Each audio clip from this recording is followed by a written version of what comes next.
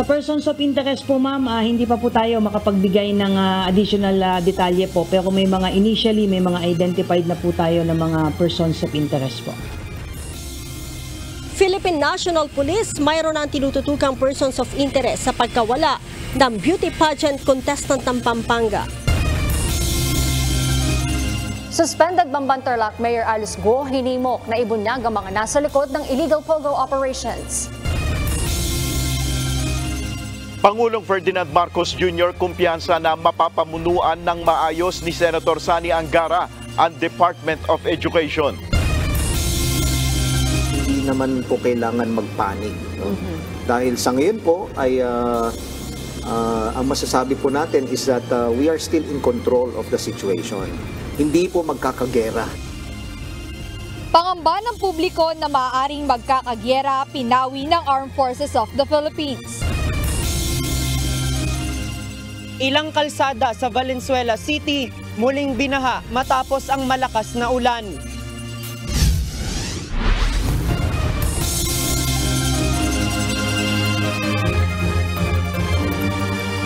Magandang hapon Pilipinas at sa buong mundo. Una sa ating mga balita.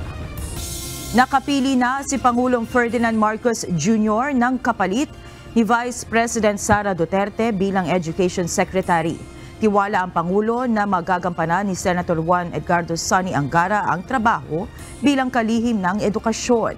Sinabi naman ng Senador na hindi niya sasayangin ang pagkakataong ibinigay sa kanya ng Pangulo. Ito ang balita ni Nel Maribuhok. Mismong si Pangulong Ferdinand Marcos Jr. ang nag-anunsyo sa 17th Cabinet meeting kanina sa Malacanang na tinanggap ni Senator Juan Edgardo Sani Angara ang kanyang alok na pamunuan ng Department of Education o DepEd. Binigyan din ni Pangulong Marcos kung gaano kakritikal ang papel ng DepEd at ang pangangailangan na magkaroon ito ng karapat-dapat na lider na mga ngasiwa sa operasyon nito. Ayon kay PBBM, walang pagtatalo na pinakamahalagang departamento ito dahil sa papel nito sa edukasyon. Tanggap ng Pangulo ang malaking hamon sa pagpili ng susunod na DepEd Chief at marami anya ang magagaling na kandidato sa posisyon. Ayon sa Presidential Communications Office o PCO, malawak ang karanasan ni Senator Angara bilang mambabatas na isinulong ang mga reforma sa edukasyon mula nang ito ay pumasok sa Senado noong 2013. Kabilang sa isinulong ng Senador ay ang Universal Access to Quality Tertiary Education Act at Enhanced Basic Education Act of 2013 o K-12. Ayon pa sa PCO, nakatanggap ng endorso si Senator Angara mula sa Coordinating Council of Private Educational Associations o COCOPEA at Philippine Association of Colleges and Universities o PACU. Malugod naman tinanggap ni Senator Angara ang kanyang bagong appointment bilang Secretary ng Department of Education. Nagpasalamat ito sa tiwalang ibinigay sa kanya ni PBBM at nangakong gagampanan na mabuti ang bagong trabaho sa DepEd. Handa rin umano siya na makipagtulungan kay Vice President Sara Duterte para sa maayos na transition sa DepEd. Nagtapos ng Bachelor of Science in Economics sa London School of Economics ang Senador, gayon din ng Bachelor of Law sa University of the Philippines at Master of Law sa Harvard University. Welcome naman sa DepEd ang pagkakatalaga kay Senator Angara bilang bagong kalihim ng DepEd. Ayon sa DepEd, hinihintay na nilang makatrabaho ang bagong liderato habang patuloy na isinusulong na mapabuti ang kalidad ng basic education sa bansa. Papalitan ni Senator Angara si VP Sara na nag-resign bilang Education Secretary noong June 19, 2024. Epektibo ang kanyang pagbibitiw sa pwesto sa July 19, 2024. Nel Maribuhok, UNTV News and Rescue, Diyos ang aming sandigan, serbisyo publiko ang aming pinahalagahan. Ilang mga kapwa-senador ni Senator Sani Angara ang nagpaabot ng pagbati sa kanyang pagkakatalaga bilang kalihim na Department of Education. Bagaman masaya, aminado ang ilan sa kanila na nakalulungkot na mababawasan sila ng miyembro lalo na ang tinaguriang Solid 7. Ito ang balita ni Herlene Delgado. Sen Sani Angara for me is the best person. Mamimiss ko din siya kasi siya yung seatmate ko sa session hall. Bittersweet para kay Senator Nancy Binay ang pagkakatalaga kay Senator Sonny Angara bilang bagong Education Secretary. Anya, proud siya na isa sa kanilang kasamahan sa tinaguriang Solid 7 ang napiling miyembro ng gabinete. Ngunit nakalulungkot din anyang makita sa Senator Angara na umalis, lalo na't kasabayan niya itong pumasok sa Senado noong 2013. Hiling niya, makadalo man lang sa Senator Angara sa pagbubukas ng sesyon sa July 22 sa araw ng State of the Nation Address o SONA bilang pareho silang patapos ng termino bilang senador sa susunod na taon. Nakatakda nang magsimula ang appointment ni Senator Angara bilang Deputy Secretary sa July 19. I-request ko, baka pwede siya mag-extend even just for a week. Parang nakakalungkot lang dun sa event na yon, sa photo op, yung kumbaga yung class picture namin, mawawala yung Prince Charming, diba? So, sana kahit yung event na yun, maging kasama pa din namin siya. Tiwala naman ng senadora na hindi hihingi ng confidential funds sa Senator Angara na naging kontrobersyal na issue noon sa ilalim ng pamumuno ni Vice President Sara Duterte. Yung confidential fund for DepEd is already a part of the past. Knowing Senator Sonny Angara, hindi rin niya hinihingin yung confidential fund. Kumpiyansa rin si Senator Binay na walang hirap na makalulusot ang mamabatas sa makapangyarihang Commission on Appointments. Kahit pa nabawasan na ng isang miyembro, tiwala rin si Senator Binay na hindi nito maapektuhan ng Solid 7 at mananatiling pinakamalaking bloke sa Senado. Nagpahayag din ng suporta ang iba pang miyembro ng Solid 7 kay Senator Angara na sina Senators Loren Legarda, J.V. Ejercito, Sherwin Gatchalian, Joel Villanueva, at Big Zubiri at kumpiyansang magiging matagumpay ito sa kanyang bagong tungkulin dahil sa kanyang karanasan. Tinawag naman ni Senate President Francis Cheese Escudero na well-deserved o karapat-dapat si Senator Angara bilang Deputy Chief. I believe that he will do a good job and I wish him well. Malaki ang problema ang kakaharapin niya bilang kalihim ng kagawaran ng edukasyon, partikular sa mga kinakaharap na issue natin sa edukasyon, kabilang na siyempre ang mga suliranin kaugnay ng ating mga teacher, ng ating mga estudyante, kakulangan sa pasilidad at gayon din kalidad ng edukasyon. Pag-uusapan pa niya kung sino ang papalit sa iiwan ni Senator Angara na Senate Committee on Justice and Human Rights na karaniwang pinamumunuan ng isang abogado. Very qualified din para kay Senate Majority Leader Francis Tolentino si Senator Angara dahil sa karanasan nito bilang miyembro ng Commission on Education. Ngunit bilang kapalit, mawawalan niya ang Senado ng magaling na abogado. Para naman kay Senator Bong Revilla, hindi nagkamali si Pangulong Ferdinand Marcos Jr. sa pagpili kay Senator Angara dahil sa kakayahan nito. The President made the right decision. Naniniwala po ko sa kanyang kakayahan. He has a grasp and a good understanding of the education system. He knows what reforms need to be done and how he will do it. Siguradong kabisado niya yan. Yan ang kailangan natin sa DepEd ngayon. Dahil magsisilbi ng kalihim ng DepEd si Senator Angara, mababakante na rin ang kanyang posisyon sa Senado. Ibig sabihin, magiging 23 na lang ang mga senador. Para kay Senate President Escudero, hindi na kailangan punan ng iiwang pwesto ni Senator Angara dahil patapos na rin naman ang termino nito sa Senado at dagdag gastos lamang din umano kapag nagpatawag pa ng special election. Senator Angara is due to graduate sa isang taon naman so isang taon na lamang naman mababakante yung 24th senator if ever. Horlin Delgado, UNTV News and Rescue. Diyos ang aming sandigan, serbisyo publiko ang aming pinahahalagahan. Posibleng manatili na lamang na bakante hanggang sa 2025 elections ang iiwanang pwesto ni Senator Juan Edgardo Sonny Angara matapos itong italaga bilang bagong kalihim ng Department of Education o DepEd.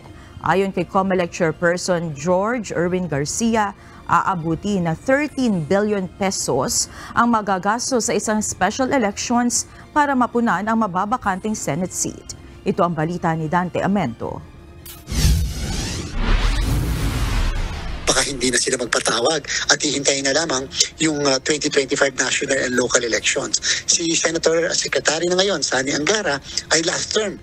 Naniniwala ang Commission on Elections na hindi na magpapatawag ng special elections ang Senado upang punan ang nabakanting pwesto ni Senator Juan Edgardo Sonny Angara. Ayon kay Chairman George Erwin Garcia, maaring hintay na lamang ang May 12, 2025 national and local elections. Halos isang taon na lang din naman ang natitira sa huling termino ni Angara. Kaya sa darating na 2025 elections, 12 senador pa rin ang ihahalal.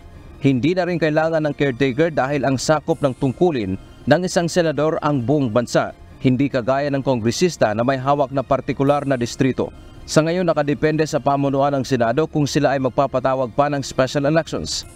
Sa pagkakataong ito, nakadepende po sa leadership ng Senado kung magpapatawag sila ng special elections o pababayaan po nila na vacant na lamang yung posisyon hanggang sa matapos ang term sa June 30, 2025. Pero ipinagpauna na ng COMELEC, malaki ang gagastusin para sa isang special elections kung maghahalal ng isang senador dahil ito ay national position, ibig sabihin buong bansa ang boboto kasama ang mga nasa abroad. Aabot anya sa 13 billion pesos ang kakailanganin para rito. Kailangan pang mag-imprenta ng mga balota, magtakda ng paghahain ng Certificate of Candidacy at magpatupad ng election period. Samantala, tiwala naman ng COMELEC na susuportahan ni Secretary Angara ang kanilang mga programa tulad sa nalalapit na 2025 elections kung saan kailangan ng mga guro na siyang mangunguna sa takbo ng botohan. Dante Amento, UNTV, News and Rescue. Diyos ang aming sandigan, serbisyo publiko ang aming pinahahalagahan.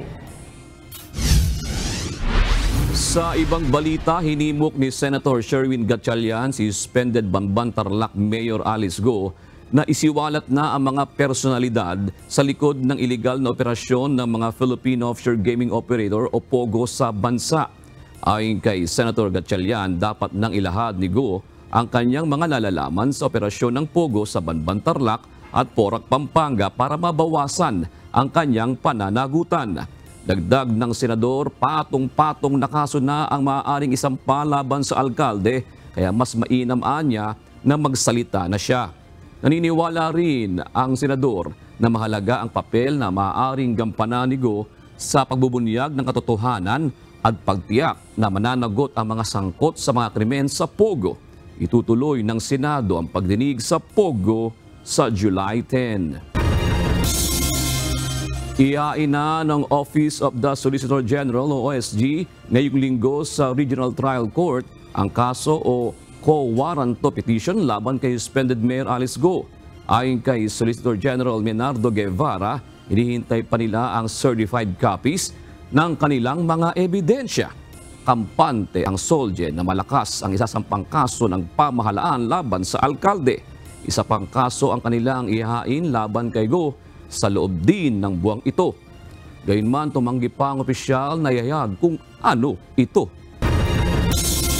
Iginiit ng isang kongresista na dapat magsalita na si Pangulong Ferdinand Marcos Jr. ugnay ng mga kontrobersiya sa Philippine Offshore Gaming Operators o POGO.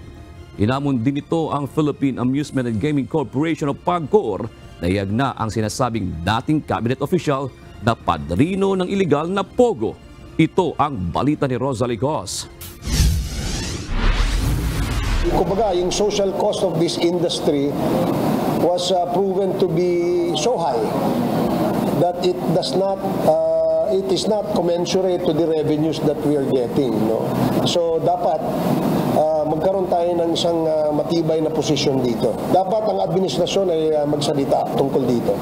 Taong 2017 pa, tinututulan ni Surigao del Norte 2nd District Representative Robert Ace Barbers ang pagpayag ng pamahalaang mag-operate ang Philippine Offshore Gaming Operators o POGO sa bansa. Ngayon, tinatawag na ng Philippine Amusement and Gaming Corporation o PAGCOR ang mga ito na Internet Gaming Licensee o IGL. Kung ang kongresista ang tatanungin, dapat itotal banda ang POGO sa bansa. Ito ay lalo na't itinuturing na iligal ang operasyon nito sa ibang bansa. Git pa ng mambabatas, dapat magkaroon ng matibay na posisyon at magsalita na si Pangulong Ferdinand Marcos Jr. laban sa POGOs. Sa gitna ito ng pananahimik ng Pangulo kaugnay ng issue. Nasasangkot ang POGO sa iba't ibang seryosong krimen, kabilang na ang kidnapping for ransom, human trafficking, extortion, prostitusyon, money laundering at iba pa. Siguro it's now high time to stop allowing POGO operations in the country, considering na ito ay illegal naman sa kanilang bansa. Bakit dito sa atin ay pinapayagan natin? May mga panukalang batas nang nakahain sa 2 kapulungan ng Kongreso upang tuluyang ipagbawal ang pogo sa bansa. Samantala, hinamon din ni Representative Barbers ang PAGCOR na ihayag na ang sinasabing dating cabinet official na padrino umano ng pogo. Base dun sa aming information, kaya daw namamayagpag itong mga illegal pogo hubs ito, dahil merong nagbaback up na malalaking tao o influential na mga tao. And if the PAGCOR president has an information kung sino ito, siguro napapanahon para ilabas ito sa publiko. Dagdag pa ni Congressman Barbers, oras na ihayag kung sino ang ex-cabinet official na sangkot sa mga illegal na pogo. Dapat ipatawag at imbestigahan ito sa 2 kapulungan ng Kongreso. Bukod dito, dapat isapubliko rin ang listahan ng lehitimo, accredited at maging ang illegal na pogo operators. Rosa Licoz, UNTV News and Rescue. Diyos ang aming sandigan, serbisyo publiko ang aming pinahahalagahan. Nakahanda ang Philippine National Police na magbigay ng seguridad sa mga tauhan ng Presidential Anti-Organized Crime Commission na umunoy nakatatanggap ng banta sa buhay. Ayon kay PNP Public Information Office Chief Police Colonel Jean Fajardo, nakikipag-ugnayan na sila sa PAOK para makuna ng pahayag ang mga nakatatanggap ng threat. Nauna na ang pinahayag ng PAOK na nakatatanggap na ng banta sa buhay ang ilan nilang tauhan matapos ang sunod-sunod na operasyon laban sa iligal na pogo. Kung meron man pong nakakatanggap ay mas mabuti po na makuhanan po natin ito ng statements para po kung meron pong may mga identified po sila na source po nitong mga grave threats po na ito ay may document po natin at makapag-file po tayo ng karampatang kaso. And at the same time, kung talagang credible and imminent po itong threat ay pwede po tayo magbigay po ng police assistance in terms of security po para maproteksyonan din po itong mga subject ng grave threats po. Ilang persons of interest na ang tinututukan ng Criminal Investigation and Detection Group sa isinasagawang investigasyon sa pagkawala ng beauty pageant contestant at Israeli boyfriend nito sa Tarlac. Ayon kay Philippine National Police Public Information Office Chief Police Colonel Jean Fajardo, nagsasagawa na rin ang pulisya ng backtracking sa mga na-recover na closed-circuit television camera footage. Ito ang balita ni Lea Ilagan. Na-recover nga po natin itong isa sa mga subject vehicles na pinaniniwalaan po natin. Base po sa ginawa po nilang investigation at initial research na nakita di umano itong sasakyan po na puti na kasama po nitong mga nawawalang biktima na pumunta po doon sa lupa na kanilang interesadong bilhin. Mayroon ng magandang development sa ginagawang investigasyon ang PNP Criminal Investigation and Detection Group sa nawawalang beauty pageant contestant na si Geneva Lopez at Israeli boyfriend nito na si Yitzhak Cohen. Ayon kay PNP Public Information Office Chief Police Colonel Jean Fajardo, mayroon na silang tinitingnan mga persons of interest sa kaso ng pagkawala ng magkasintahan. Sa persons of interest po ma'am, hindi pa po tayo makapagbigay ng additional detalye po pero may mga initially may mga identified na po tayo ng mga persons of interest po. Sinabi pa ni Colonel Fajardo na bumuo na rin ng Special Investigation Task Group o SITG GINSAC, ang CIDG na siyang tututok sa investigasyon. Kung matatandaan niyo po, nauna po tayong nag-create ng Committee on Missing Persons pero para mas lalo pong matutukan po itong kaso po na ito ay nag-utos na nga po ang ating Chief PNP, si Police General Romel Marbil ng pag-create nga po nitong SITG at kasama po dito sa SITG ang CIDG na siya po ngayong nangunguna sa investigation, ang Highway Patrol Group, ang Anti-Cybercrime Group, ang ating Forensic Group at iba pa pong mga National Support Unit na natututok po dito sa kaso po na ito. Kinumpirma din ni Colonel Fajardo na natagpuan na sa Barangay Tibag, Tarlac City, ang puting SUV na nakita sa video na nakakonvoy sa sasakyan ng mga biktima patungo sa lupang bibilhin ng mga ito. Nagpunta na po ang Highway Patrol Group doon po sa address po na nakalagay po doon sa Certificate of Registration but based po sa initial interview doon po sa registered owner ay nai-transfer na po niya sa ibang tao po itong sasakyan. Nagsasagawa na rin ng masusing investigasyon ang PNP Highway Patrol Group upang matukoy kung paano napunta sa persons of interest ang naturang sasakyan. Dagdag ni Colonel Fajardo, kasama din ang magkasintahan sa pagpunta sa bibilhing lupa ang dating pulis na siyang nagsilbing middleman. Ang dating pulis ay natanggal sa serbisyo noong February 2020 dahil sa pag-aawol. It turned out po, based na rin po dito sa ginawang background check nga po ng ating PNP na itong si middleman ay dati pong pulis na naka-assign po sa Angeles City Police Station po. So, yun po yung direction po natin ngayon na tinitignan at kailangan din po nating maimbestigahan kung ito nga po bang middleman ay nagsasabi po ng totoo dahil nag-execute naman po siya ng affidavit po. June 21 na magtungo ang magkasintahan sa Barangay Armenia, Tarlac City upang bisitahin ang bibilhin nilang property, subalit hindi na nakabalik ang mga ito. Leia Ilagan, UNTV, News and Rescue. Diyos ang aming sandigan, serbisyo publiko ang aming pinahahalagahan. Aalamin ng pambansang pulisya kung seryoso si dating Pangulong Rodrigo Duterte sa pahayag nito na alam niya kung saan nagtatago si Apollo Kibuloy. Ayon kay PNP Public Information Office Chief Police Colonel Jean Fajardo, nais nilang malinawan kung talagang nagsasabi ng totoo o nagbibiro lamang ang dating Pangulo.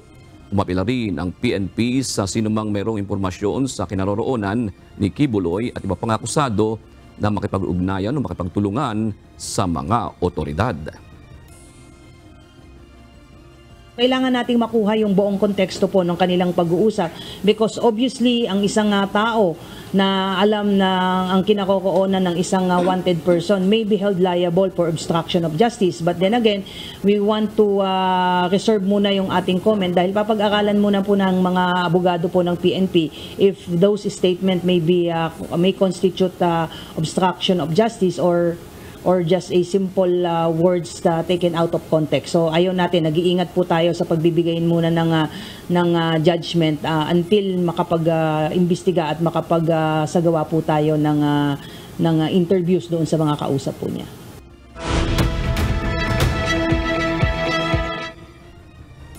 Nababahala si US President Joe Biden sa kahihinatnan ng partial immunity na iginawad ng Supreme Court kay Donald Trump. Inaasahang magpapatagal din ito sa kaso ng dating presidente kaugnay sa tangkang pagmanipula sa 2020 election results. Ito ang balita ni Rosalie Cruz. This nation was founded on the principle that there are no kings in America. Each of us is equal before the law. No one is above the law, not even the President of the United States. Lubhang mapanganib, ganito inilarawan ni US President Joe Biden ang Supreme Court ruling na nagbibigay ng partial immunity from criminal prosecution kay dating Pangulong Donald Trump. Ayon sa sitting president, ang desisyong ito ay nagpapahina sa panuntunan ng batas at maaaring magdulot ng kakilakilabot na pinsala sa mamamayan ng Amerika. Today's Supreme Court decision on presidential immunity, that fundamentally changed. For all practical purposes, today's decision almost certainly means that there are virtually no limits on what the president can do. This is a fundamentally new principle, and it's a dangerous precedent, because the power of the office will no longer be constrained by the law, even including the Supreme Court of the United States. Nakasaad sa 6-3 desisyon ng Korte Suprema na maaaring mag-claim ng immunity si Trump sa kriminal na pag-uusig sa ilang hakbang o aksyon na kanyang ginawa bilang Pangulo bago magtapos ang kanyang termino. Para naman kay Trump, ang desisyon ng Korte ay maituturing na big win for democracy. Ang hatol na ito ay higit na magpapatagal sa paglilitis sa kasong kriminal laban kay Trump kaugnay ng umano'y pagtatangka nitong manipulahin ang resulta ng 2020 elections. Rosalie Cruz, UNTV News and Rescue. Diyos ang aming sandigan, serbisyo publiko ang aming pinahahalagahan.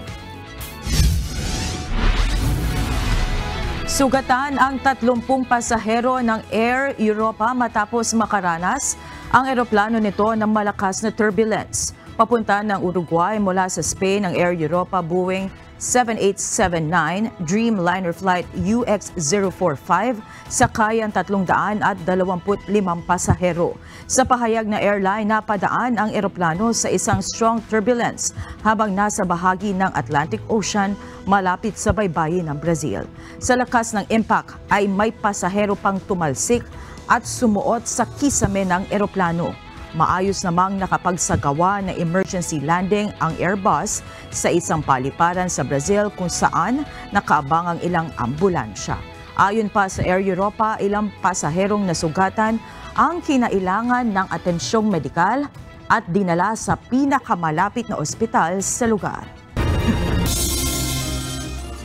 Mariing kinondena ng Department of Foreign Affairs ng Pilipinas ang ballistic missile launch ng North Korea kahapon July 1. Sa isang pahayag, iginiit ng DFA na lubhang delikado ang hakbang na ito ng North Korea na lalo lamang nakapagpapalala ng tensyon at nakapipigil sa economic progress ng Korean Peninsula maging ng Indo-Pacific region.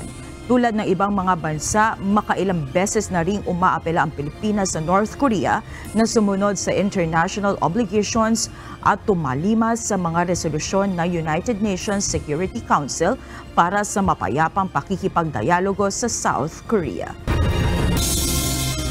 Inaprubahan ni Pangulong Ferdinand Marcos Jr. ang 6.352 trillion pesos na panukalang National Expenditure Program o NEP para sa taong 2025. Sa isinagawang cabinet meeting ngayong araw, iniutos ni Pangulong Marcos na bigyang prioridad ang food security, social protection, healthcare, housing, disaster resilience, infrastructure, digital connectivity at energization. Sa ilalim ng NEP, nakakuha ng malaking appropriation ang education, public works, health, interior and local government at defense. Ang panukalang budget para sa 2025 ay isusumite ng ehekutibo sa Kongreso pagkatapos ng State of the Nation Address ni Pangulong Marcos Jr. sa July 22. Sigurado si Surigao del Norte 2nd District Representative Robert Ace Barbers na kasama ang presidential sister na si Senator Amy Marcos sa Senate slate ng administrasyon para sa 2025 midterm elections. Kilalang matagal ng miyembro ng Nacionalista Party ang kongresista at kapartido nito si Senadora Marcos. Inihayag din ni Congressman Barbers na ngayong buwan nakatakda ang pirmahan ng pakikipag-alyansa ng kanilang partido sa Partido Federal ng Pilipinas, ang partido ni Pangulong Ferdinand Marcos Jr. Sa Nationalista Party, now we are in the process of firming up yung alliance between the Nacionalista and the Partido Federal ng Pilipinas, yung PFP. Well, ako tingin ko, I have no doubt, kasama si presidential sister, si Senator Amy, no? Kasi she belongs to Nationalista Party. So if we're firming up alliances with the PFP, I am pretty sure if she's an incumbent senator, I'm pretty sure that kasama siya sa slate, no?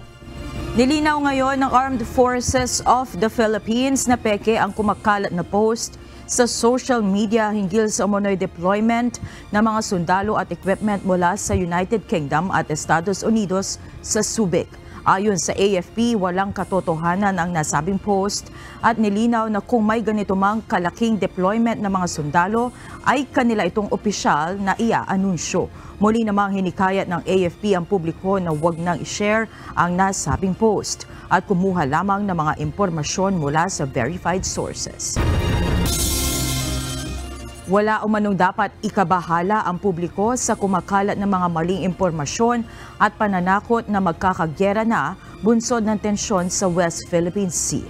Ayon sa Armed Forces of the Philippines, kontrolado naman nila ang sitwasyon ng seguridad sa bansa. Ito ang balita ni Jed Neresina. Hindi naman po kailangan magpanik. No? Dahil sa ngayon po ay ang masasabi po natin is that we are still in control of the situation. Hindi po magkakagera. Don't panic.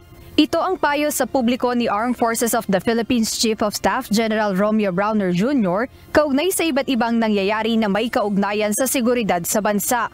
Tiniyak ni General Browner na kontrolado nila ang sitwasyon sa bansa. Ginagamit po natin lahat ng instruments of national power.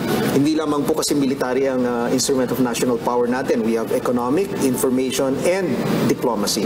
Pinabulaanan din niya ang mga kumakalat na post o mga mensahe tungkol sa mga kaguluhan maging ang presensya umano ng maraming mga tangke at sundalo sa ilang lugar sa bansa. Walaan niyang magiging magandang dulot ang giyera para sa bansa maging sa bansang sasakop sa atin. Ayaw po natin magkagera kasi talo po tayong lahat, no? Tayong mga Pilipino, so sino man yung sasakop sa atin or gustong sumakop sa atin, talo rin sila, no? Dahil wala pong mananalo sa gera. Kasabay nito ang pagdami ng fake news na kumakalat. Ayon kay AFP spokesperson Colonel Francel Padilla, layo nito ay sirain ng tiwala ng publiko sa kasalukuyang administrasyon. The Armed Forces of the Philippines has observed an alarming surge in disinformation campaigns aimed at eroding the public's trust in our institution and the government. Kaya payo nila na sumangguni sa mga lehitimong mapagkukunan ng impormasyon gaya na lang ng AFP. Handa naman sila na magbigay ng tamang impormasyon nang maiwasan ang panic na dala ng fake news sa mga tao. We call on every Filipino to join us in this endeavor, fostering a spirit of solidarity and resilience against those who wish to weaken our resolve. Payo nila sa publiko na maging matalino at alerto sa mga nababasa o nakikitang mga impormasyon. Siniguro rin ng AFP na sa kanilang hanay ay patuloy ang kanilang pagsisikap sa pagpapaigting ng kanilang mga kakayahan upang ipagtanggol ang bansa laban sa anumang banta. Jed Neresina, UNTV News and Rescue. Diyos ang aming sandigan, serbisyo publiko ang aming pinahahalagahan.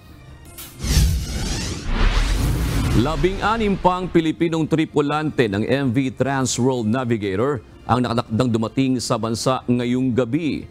Bahagi ito ng isinasagawang repatriation ng Department of Migrant Workers o DMW sa 27 crew ng naturang cargo ship na inatake ng mga rebelding Houthis sa Red Sea noong June 23. Nauna nang dumating sa bansa noong Linggo ang 5 sa mga marino, habang darating ang mga panibagong batch ng repatriated seafarers sakay ng magkahiwalay na eroplano mula sa Egypt.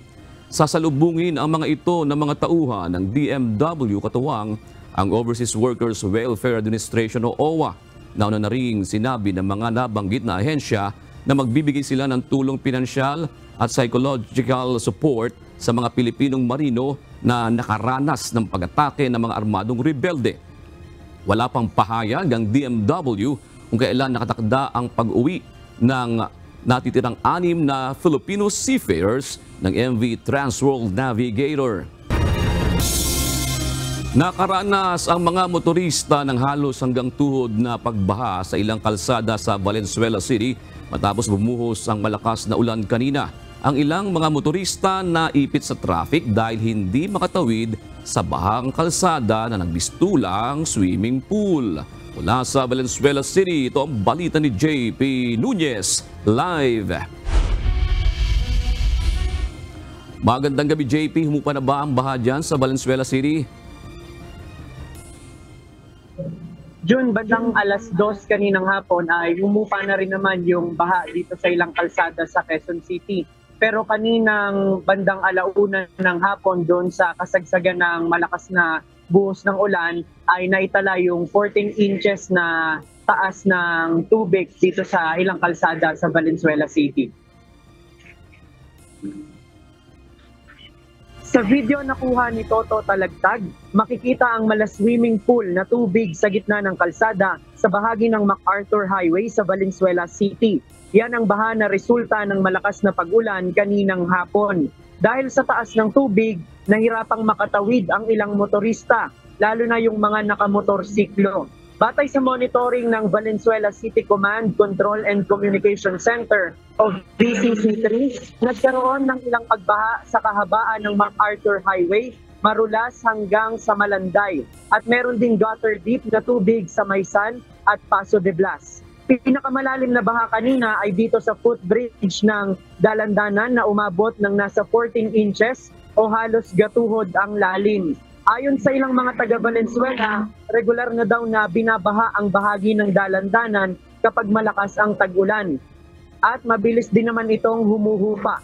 Ang gatuhod umano na baha ay mababaw pa dahil umaabot pa hanggang bewang ang tubig dito kapag mas matagal at mas malakas ang buhos ng ulan. Sinasabi po kasi nila hanggang bewang din daw po eh. Pag minsan po sobrang lakas po talaga ako kaya may bagyo ganun. Opo, mababaw pa po yun kasi umabot daw po ng mga bewang dito yun. Normal pa lang sa kanila yun pero umabot talaga hanggang bewang. Lalo na pag tag-ulan talaga. Sa pag-ikot naman natin kanina, paghupa ng baha, naobserbahan natin na maraming plastic na basura yung naiwan sa mga takip ng drainage. Nauna nang sinabi ng Metropolitan Manila Development Authority o MMDA na kaya lumalala ang baha sa Metro Manila dahil naiipunan ng basurang plastic ang mga drainage system. Kaya ang panawagan nila sa publiko ay maging responsable sa pagtatapon ng mga basura. June, susubukan pa lang natin makakuha ng pahayag sa Valenzuela City kung meron silang proyekto para dito sa mga drainage system na maisaayos dahil nga kapag malakas yung buhos ng ulan ay talagang nagbabaha dito sa mga bahagi na ito ng kalsada ng Valenzuela City. Yan muna ang ating latest live. Balik sa'yo, June.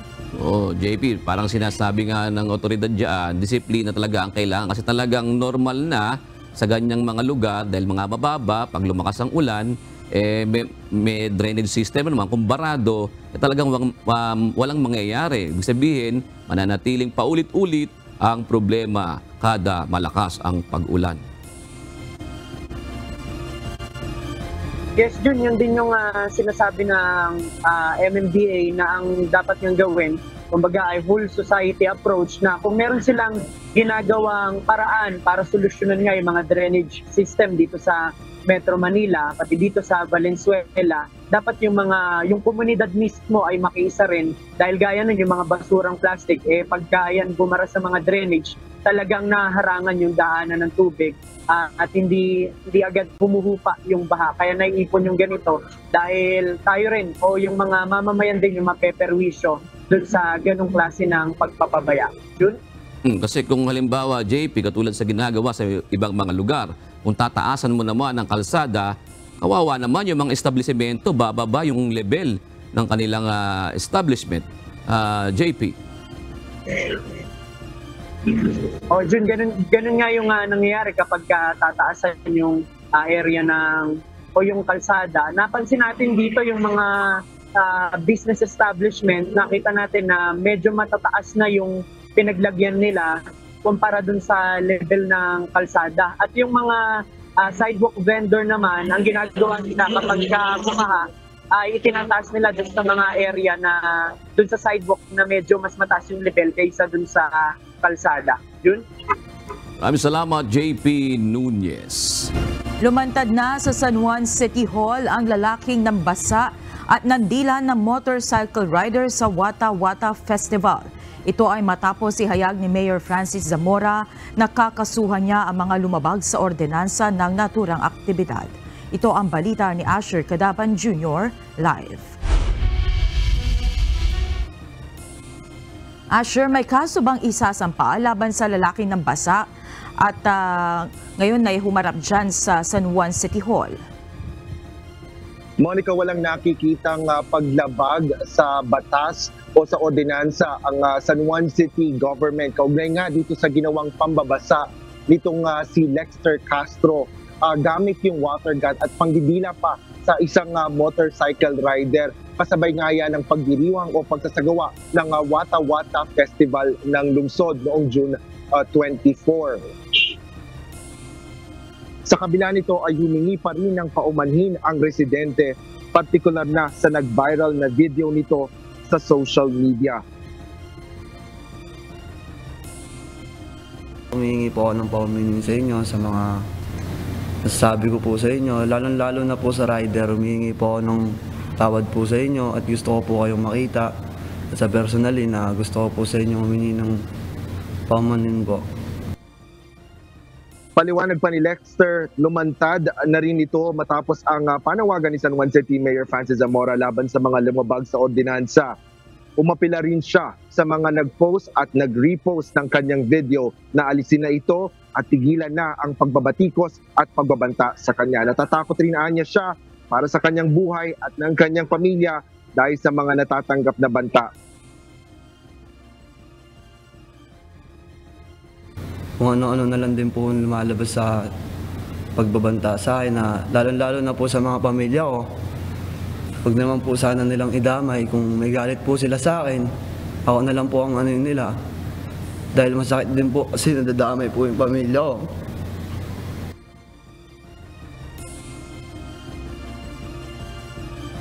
Kinonsulta niya rin sa kanilang mga abogado ang pangyayari kung may paglabag nga si Lexter sa insidente. So specifically, yung kanyang ginawa na pagbabasa gamit ng water gun at yung pangdidila, no? Kung tutuusin, talagang walang violation ito. Kahit sa batas, no? Kinonsulta po namin sa ating mga abogado. Ngunit nilinaw ng alkalde na maaari pa rin makasuhan si Lexter kung may magrereklamo laban sa kanya na pribadong individual, bunsod ng nasirang gamit o kung may nasaktan sa pangyayari. Monica, muli namang humingi ng paumanhin si Mayor Zamora sa mga naabala noong Wata Wata Festival. Nanawagan rin ang alkalde doon sa mga may reklamo kaugnay nga sa mga paglabag sa ordinansa doon sa kanilang isinagawang aktibidad. Tiniyak naman ni Mayor Zamora na makikipag-ugnayan din sila sa lokal na pulisya upang masiguro naman yung kaligtasan nitong si Lexter sa gitna ng mga banta na kanyang natatanggap laban sa kanyang buhay. Ito muna ang latest balik sa iyo, Monica. Sure, yun nga yung gusto ko nga malaman. No? May marami kasing lumalabas sa social media na hinaing ng mga di umano ay naperwisyon ng Wata Wata Festival. Pero ngayon ba, as we speak, ay may mga lumutang na at personal na nagreklamo dyan sa San Juan City Hall at meron ba silang inaasahan na assistance mula sa munisipyo? Sure. Yes, as of today, Monica, ay may mga dumating na mga nagreklamo kaugnay nga doon sa mga paglabag doon sa Wata Wata Festival. At ang una dyan ay yung isa na sinasabi nga niya na ito yung parang kumbaga nagsaboy ng muriatic acid doon sa isa sa mga residente bilang ganti daw umano sa mga na nabiktima siya noong nakaraan na pagdiriwang sa nagdaang taon. Yung pangalawa dyan ay nung isang araw lang ay dumating dito sa San Juan City ay ang isang nagreklamo naman na the rider o delivery rider. Kaugnay nga yan sa pangbabasa kung saan humantong pa sa pagkasira ng kanyang cellphone. At yan naman ay tiniyak ni Mayor Zamora na kanyang papalitan yung cellphone na nasira sa kanya dahil sa papabasa na nangyari sa kanya. At hinahanap pa yung o nakikipag-ugnayan na ang San Juan City government doon sa natukoy na gumawa noong paglabag sa ordinansa doon sa delivery rider. At ngayon ay patuloy nga nananawagan si Mayor Zamora doon pa sa ibang magrereklamo upang magkaroon ng kumbaga makapagkaso sila doon sa mga lumabag talaga sa ordinansa. Monica. At huling tanong na lang, Asher, no, bagamat isang taon pa ang ating hihintayin, pero may nabanggit ba si Mayor Zamora sa mga maaaring maging pagbabago sa selebrasyon ng Wata Wata Festival sa susunod na taon? Yes, Monica, nauna na rin kinumpirma yan ni Mayor Zamora na plano nila na magpatupad ng panibagong ordinansa kung saan paitingin nga itong proteksyon para doon sa mga motorista, lalo pa kaugnay nga sa pagsasagawa nitong Wata Wata Festival kung saan ay magde-designate na lang sila o magtatalaga na lang sila ng isang lugar o particular dyan yung isang street dito sa San Juan City kung saan isasagawa itong pambabasa o yung basaan kumbaga dito sa kasabay nitong Wata Wata Festival na taunan nga nilang ginagawa. At sa pagkakataon na yan ay malilimitahan yung mga residente na isagawa yung pagbabasa sa ibang lugar. Hindi na yan papayagan sa iba pang lugar maliban doon sa kanilang itatalagang lugar. At sa ngayon ay yan pa yung tinitingnan ng San Juan City Government na kanilang gagawin para sa susunod na mga pagdiriwang ng Wata Wata Festival. Monica. Maraming salamat, Asher Cadapan Jr. live mula sa San Juan City Hall. Binigyan diin ng Department of Health o DOH sa National Capital Region na malaking bagay ang pag-uugali at nakagawian ng bawat individual sa paglaban at pag-iwas sa mga sakit ngayong tag-ulan. Nananatili namang mababa ang dengue cases sa Metro Manila sa kabila ng naitalang pagtaas ng bilang ng nagkakasakit nito sa buong bansa. Ito ang balita ni Gladys Tuwabi. It's a behavior again. It's a practice. Alam naman natin na pag lumusong ka sa baha, ay pwede kang magkaroon, especially kung mayroong mga cuts, ka-abrasion, sugat, dahil doon naman pwedeng mag-enter yung bacteria. Ang tanong lang dyan, bakit alam mo, bakit ginagawa mo? Kabilang sa mga sakit na binabantayan ng Department of Health lalo na ngayong tag-ulan ay ang pagtaas ng mga kaso ng dengue at leptospirosis. Mga sakit na maaring ikasawi ng mga tao kung hindi mababantayan. Sa tala ng Department of Health mula January hanggang June 15, nakapagtala na ang bansa ng 77,867 dengue cases at 205 deaths. Mas malaki na 15% kumpara sa bilang na naitala noong nakaraang taon sa parehong panahon. 878 cases ng leptospirosis naman ang naitala ngayon sa bansa na nagresulta sa pagkasawi ng 84 na individual. Sa pagtaas ng mga kaso, binigyan diin ng Department of Health Metro Manila Center for Health Development ang kahalagahan ng pag-uugali at gawin ng mga tao laban sa mga sakit. Kailangan umanong kumilos at maging responsable ang komunidad sa pagpapahalaga ng kalusugan. It's not LGU alone, it's the entire whole of society, kumbaga. But this rainy season? This rainy season, lalo na. More pressure on the LGU? Pressure should be sa LGUs talaga kasi nandun naman lahat ng mga establishments. Pero pressure din sana maintindihan ng bawat pamilya na meron silang responsibilidad para sa kalusugan, hindi lang ng kanilang mga sarili, kundi ng buong komunidad. Ayon kay Magpantay, dapat magtulungan ang bawat isa sa pagsisikap para mapigilan ang pagkalat ng sakit. Dahil hindi sapat kung tanging ang mga lokal na pamahalaan lang ang gagalaw. Bagaman nandyan ang banta ng pagtaas ng dengue at leptospirosis ngayong tag-ulan, mayroon ng maayos na koordinasyon ang DOH Metro Manila sa bawat lokal na pamahalaan para sa agarang aksyon. Tuloy-tuloy din ang kanilang information dissemination drive para maipaalam sa mga tao ang mga dapat gawin para maiwas sa mga naturang sakit. Isa ang Metro Manila sa 5 rehiyon sa bansa na walang naitalang pagtaas ng dengue cases. Sa pinakabagong ulat, nakapagtala lamang ng higit 6,000 kaso ang NCR, mababa ng 16.39% kumpara noong nakaraang taon. At malaking bagay dito ang pakikipagtulungan at pagtugon ng publiko. Gladys Tuwabi, UNTV News and Rescue. Diyos ang aming sandigan, serbisyo publiko ang aming pinahahalagahan. Hiniling ng Bureau of Fire Protection sa lokal na pamahalaan ng Zamboanga City na ipagbawal na ang paggamit ng mga paputok at pyrotechnics sa lungsod. Kasunod ito ng pagsabog sa isang bodega ng mga paputok sa Marquez Drive, Barangay Tetuan, Zamboanga City noong Sabado kung saan 5 ang nasawi at mahigit 20 ang nasugatan.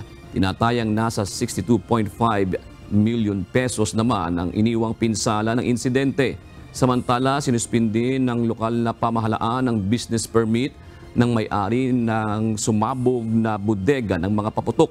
Nanatiling sarado ang warehouse at hindi rin muna pinababalik ang mga residente sa blast site habang patuloy pa ang investigasyon sa pinagmula ng pagsabog.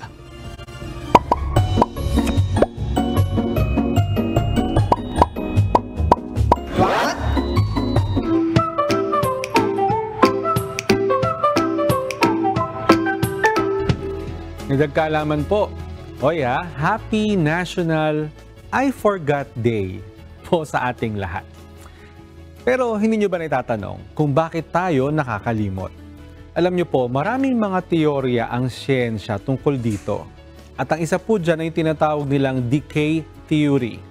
Ito po yung mga alaala natural daw po na naglalaho sa paglipas ng panahon. Kung hindi madalas na binabalikan, inaaral o inaalala. Ang isa pang teorya po ay ang interference theory na kung saan nanghihimasok po yung ibang memories sa ating mga isip, yung iba pang memorya. Kung kaya't hindi po natin maalala yung isang bagay o isang pangyayari. Minsan, ang impormasyon ay hindi po tamang na-encode sa ating mga long-term memory. Maaring mangyari ito dahil sa kakulangan po ng atensyon o hindi sapat na pagproseso ng impormasyon. Minsan, ang mga tao ay walang malay o kusang pinipigilan ang mga alaala na masakit o traumatic. Ito ay maaring kasangkot ang repression o yung walang malay o suppression o kusang mga alaala. Ang mga emosyon ay may malaking papel rin sa alaala, habang ang malalakas na emosyon ay maaring magpalakas din ng alaala. Maaari rin itong maging dahilan ng pagkawala ng ilang mga memories, lalo na kung traumatic ang mga ito. Yung nakalimot ka sa anniversary nyo, ano po kaya yung dahilan? Sana may natutuhan po kayo at laging tatandaan, mapalad po ang tao na nakakasumpo ng karunungan at ang tao na nagtatamo ng kaunawaan.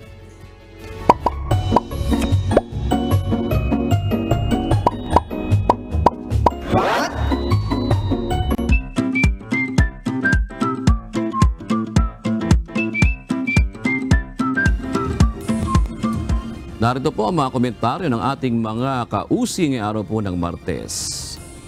Gil po sa bagong talagang DepEd Secretary, sabi po ni Senator Vargas Channel, sana mapa-improve ni DepEd Secretary Sani Angara ang sistema at performance sa PISA ng mga student lalo sa creative thinking, reading at hearing comprehension. Reading and hearing comprehension. Yan. Sabi naman ni Sonito Vargas tungkol sa Pogo issue o Sonito Vargas Channel, hindi gambling ang dapat ipromote ng gobyerno, kundi matuto ang mamamayan ng marangal na hanap buhay o pagkakakitaan. Salamat po at shout out kina Danilo Arriesgado, kay Albert Apilado at Albert Mamaril. Maraming salamat din po kay Rolando Madarang, Gedeon Galo at Rafael Pascual. Samantala, narito po ang salita ng Diyos na ating sandigan mula sa aklat ng mga kawikaan, 1:10 na nagsasabi, Anak ko, kung ikaw ay hikayatin ng mga makasalanan, huwag mong tulutan.